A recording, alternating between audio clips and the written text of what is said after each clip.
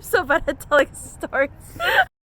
Hi everyone, I'm Grace. I'm Alex. It's the first day of 2020. Super excited for all that's to come, and we have been reflecting on our past year, what we want to do and focus on in the coming year. One of the things that both of us felt strongly about was to continue using the gifts that we feel like we've been given in terms of talents, resources, and experiences and stories, and use that to help inspire other people, either our friends or people on the interwebs. And we often get this question from a lot of people about how we met, because it's kind of a crazy, unexpected story.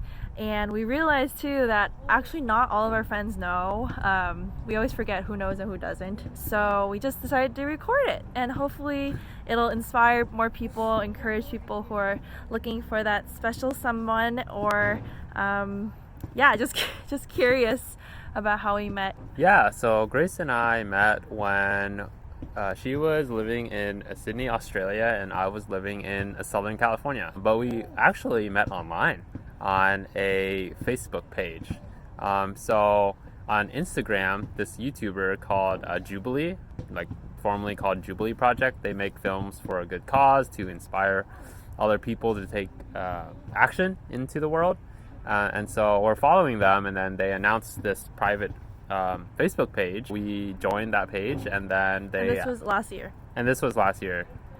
Middle of 2018. They asked... Oh yeah. I forgot what year it is. Yeah. Yeah. So they asked us to introduce ourselves, and so I posted something to introduce myself, and then Grace posted something, and then I read her post, and it was about her passion about work and faith, and Well, I didn't really talk too much about it. I just mentioned it.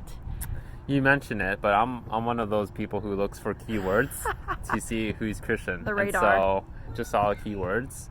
And then I just decided to comment on her post, and then we started a discussion or a conversation on the comment thread and found out we had mutual friends. And I actually met her former pastor before, and because where he used to work was where my former pastor had also worked. And then I was like, oh, he's Christian, like, did you know? And then Alex was like, oh yeah, we've met before to talk about like business Christian things, how faith and sales and business intersect. And I was like, that's exactly what I said in my post about my passion is faith and work. Yeah. So we had a conversation on that, and then he Facebook requested me first, and I was like, oh well, this is awkward because I usually don't add people I've never met, but if I didn't add him, then he would know because I'm like posting on the group, so it's like obvious that I'm ignoring him. So then I looked at his profile and I was like, he seems legit, and we have a few mutual friends, so I think it's okay. Carefully accepted, and then boom, I Facebook messaged her to set up a video chat, and then we got on a chat like a week after, and then on that chat we talked for a little over an hour actually. And we went pretty deep on our testimonies and our faith and our vision for our lives, because both of us, we don't really beat around the bush when it comes to dating. We just get to the point. But at this point, people are gonna wonder: did you set up that chat wanting to, or did you message me wanting to date me, or were you like, what was your intent? I was slightly interested, and I wanted to find out more about this Grace Chen person, and also her profile picture was pretty cute. I actually thought that we didn't really have that much chemistry from the call, but Grace thought otherwise. I was like, oh my gosh, we are so aligned in terms of mission for our lives, or values, like what we're excited about, being intentional.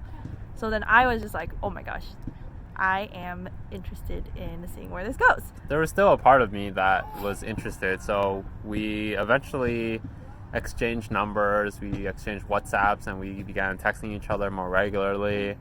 And then we got to do weekly video calls. Lasted about an hour or so, and so that's how we got to know each other more. Long story short, it was 4 months of just talking back and forth with video calls and recording long voice messages spanning from 5 minutes to 25 minutes more her than me. So we both got progressively longer. Yes, we both got progressively longer. So after 4 months of just talking online, I decided to fly over to Australia for the first time to meet a girl I've never met in person before. And he'd never been to Australia, didn't know anyone there, and it was a big step. It was a big step in terms of risk and also financially, because I didn't have vacation hours. Yeah, so it was unpaid leave from his old job. Yeah. But all your coworkers knew about me. Everyone in my circle pretty much knew about Grace, and I'm sure her circle knew about me too. So yeah, we spent a week in Sydney, and it was a wonderful time, and we just made it official there. Yeah, and then this is the bonus part of the story. So, what is it? Oh yeah, so one of my really good friends, she had this, it's a long story, and that's a separate testimony, but basically, I'm so bad at telling stories. She had a wedding. The wedding happened to be the weekend after we would meet in person in Sydney. She told me maybe like 2 or 3 weeks before you came, and I was like, oh my gosh, should I go, like I'm in Australia. And then this wedding was in New York. Alex helped me process, and he was like, you already know what you want to do, and I was like, yeah, YOLO. So then I just booked it, and then while I was booking the flight to New York, I noticed there's a 9-hour layover in LA between Sydney and New York, and I was like, this is so weird. I never had a layover that long. And then I looked and I was like, wait, is this the same flight as Alex? And it was. And then not only that, but Alex had booked his flight way before that, so I was like, oh, it's probably full, because a lot of the times it is. But then when I looked, it was like his row was still empty, so we got to sit next to each other on the way back from Sydney to LA. That layover we spent in LA, went to his hometown, Irvine. Met my mom. Met his mom, walked around his neighborhood a little bit, just soaking in the remaining time we had together before we had to say goodbye, and weren't sure what would happen in the future about like how long will we have to be long distance, how are we gonna make it work. We're both living in the Bay Area now. We got jobs in the Bay Area. She's originally from there. Yeah. But I'm not. I've never lived or worked there, but it's pretty amazing how God provided a job for me in a company that I love. Yeah. And she got a never role. applied for it either. That's another testimony. But we'll keep it to one this time. Yeah. So then she got a role that she likes in design and creative stuff. And yeah, just God worked a lot of different things. So 2019 was pretty much a year of transition for the both of us in terms of our jobs, churches, friends, and just everything. Pace of life. Yeah. So that is our story. And and there's so much more to it, like all these little details we skipped over because I'm a detailed person. When we met, neither of us were looking to date or wanted to, like we weren't looking for it. Yeah, I didn't date anyone for 4 years, and I felt like God was working on my own identity and working out some stuff internally as well. So yeah, I was actually pretty content being single. Same here. I was so happy being single. Really, I got to a point where I was like, I would rather be single my whole life than be with the wrong person. And I was just super at peace, just living wild and free. Not wild, but she was wild. No, just living my free single life and exploring Sydney. And then this happened, so it was like super unexpected.